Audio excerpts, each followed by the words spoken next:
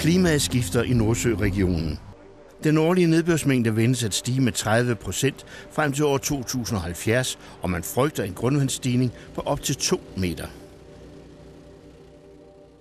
Der vil blive problemer med at slippe af med grundvandet til bestående vandløb, og resultatet kan blive, at vandsystemerne bryder sammen, at landskabet ændrer sig. In many places in Denmark, we expect that the groundwater level will rise, and in some areas it will rise so high that we will get lakes where we don't have lakes today, and we will get wetlands where we don't have wetlands today. Climewatch arbejder på at kortlægge og imødegå konsekvenserne af det stigende grundvand. What we are facing is a change in climate that is going to happen very fast, faster than seen in other historical data. And this will cause challenges for the society, but first we need to get the knowledge. And that's what Climate will bring us. We'll bring in knowledge about groundwater and also try to make solutions for the future. Forskere fra Holland, Belgien, Tyskland og Danmark skal i fællesskab lave en model for, hvad der sker, når grundvand stiger. Vil man undgå oversvømmelser i fremtiden, så må man tage sine forholdsregler, som det sker i mange byer i Nordsøregionen. Grøn Michael Bro har beregnet, at 2500 km danske veje bliver oversvømmet ved en grundvandsstigning på bare 50 cm. Når vandet står 20 cm under vejen, kan den let blive undermineret, og det er ikke til at se det. We cannot lower the groundwater, so we have to ensure the buildings, also the roads. We have to make a higher level of the roads. Man skal tage sine forholdsregler. Det er allerede gået galt nogle gange. Vejen her er blevet undermineret af voldsom regn.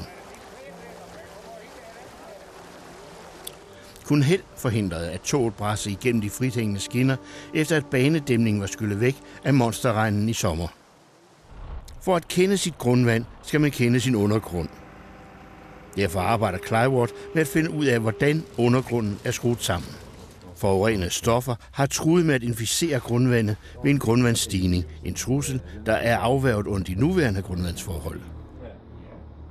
Maybe today we have a flow direction toward east, for example, but maybe the groundwater will rise in a way that maybe the groundwater in the future will go west instead of. So there's several issues here that could create problems for landfills.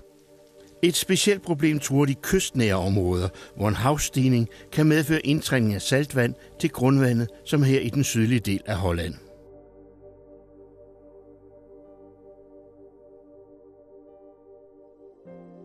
Det er et problem, som man tager stadig mere alvorligt. That's why we are in, and also why Climate is in, to help them analyze the present situation and also to analyze the future situation. Regnvand producerer ferskvandsreservoirer under klitterne. Det trues af det stigende niveau i havet.